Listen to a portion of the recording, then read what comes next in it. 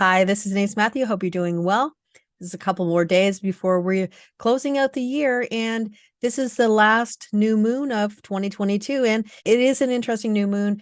As I said earlier in the month, when we talked about the full moon that happened on December 8th, this is reactivating the gate 10, line 4. And once again, we're looking at this idea of self-love. Now we're incorporating the gate 15, which is the love of humanity. These are in opposition on the mandala. In other words, when we love who we are, it's easier to love the diversity and all the extremes of humanity that are all around us. And it begins with us. And as soon as we feel empowered by who we are, then we can feel empowered in the world around us. And that's kind of the message that we're looking at with this energy. But again, because it's the last new moon of 2022, this is really showing us that we may have outgrown some things in our lives. And this is where we're taking stock and saying what works and what doesn't work anymore. And it is from this place of empowerment for what we need in our lives. What do you need in your life to make you feel empowered? Are there people, places, things, jobs, relationships that no longer fit within you? And if that's the case, this is a time for you to actively look at where you want to go in the future and what you want to tweak as you go into the new year. This is not saying implement the plan. This is just saying do the planning, because as we move into 2023, really about the third week is when we have both Mercury and Mars going forward again. And that's when we can really start to implement the plans. So we still have time to make the plans, to decide who's coming, who's not coming, what we want to keep and what we want to let go of. So with that said, let's get into the details. So on December 23rd, 2022, we have a new moon happening at 1 degree Capricorn. And if you want to get more detail about where this might be happening in your astrology chart, which will give you more details about how this can play out in your life, in that what themes it may be activating more, have a look at your natal chart, and you can go to astro.com, drop a natal chart, and it will show you where your Capricorn house is, and that will be where you're going to have potentially the most impact from this new moon. So as I mentioned earlier, the sun and moon in this new moon are activating the same theme that Mercury was giving when we went through the full moon of December 8th. And once again, this is encouraging us to align with our own inner knowing instead of going outside of ourselves, which was a big theme for the earlier full moon. What this says is that it's not necessarily a problem to get advice from anybody, but only that you have the ultimate decision about where you should move in your future. And with 3 love gates activated for this new moon, we have the gate 15, gate 10, and also the gate 25 where Jupiter is.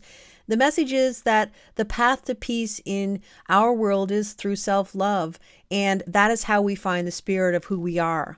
When you love who you are unconditionally, it opens you up to loving humanity and feeling empowered to share your spirit or the authentic version of you with the world. This is a message that we can feel empowered by just being alive on planet Earth. The new moon also activates the full 6124 channel that may have us lost in our thoughts, pondering topics that have difficult and sometimes impossible answers. It's easy to get lost in the mind chatter that comes with this energy. Alternatively, though, we might gain awareness and even have downloads and actually get answers to questions that might have been bouncing around in our mind for a while. With Mercury in the gate 61 line 1, occult knowledge, there's a good chance that secrets will be revealed, especially through social media and all forms of communication. The new moon might even increase your psychic awareness where your intuition is spot on. Now, remember that occult means hidden or even secret information where you have an opportunity to discover the truth. It's nothing nefarious. Anything that is hidden is something that is considered occult or not readily accessible. Everyone's revealed truth will be different and unique, and it can range from things about your work relationships, romantic partnerships, or a multitude of topics that matter to you. This information may not be fully clear or even understandable when it first comes to you, but if you sit with it, clarity can come over time, since this is a connection from the ajna to the head center and is giving us awareness. Your insights can even come as a song or something that you hear that gives you a sense of clarity, even if it's something that you've heard many times before. With the Earth in the gate 15 line 4, or the wallflower, it might be a time when you don't feel as if you fit in with the norm, and Maybe even that you don't quite fit into your social group anymore.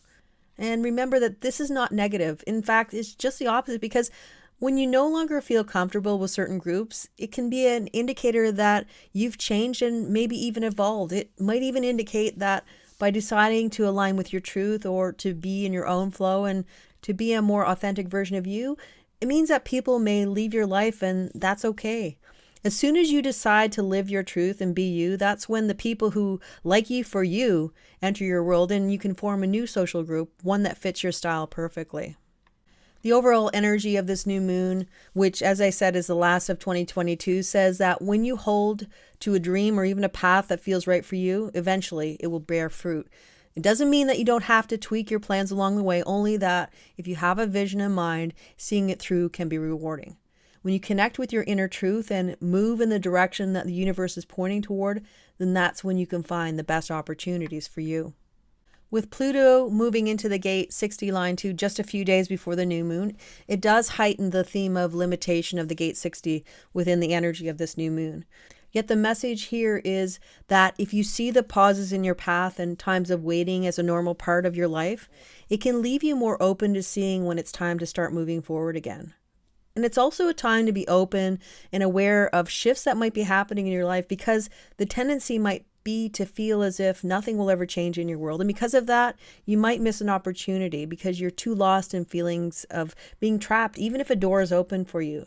Pluto encourages you to align with your inner knowing and says that in divine timing, you will eventually move to the next step of your life.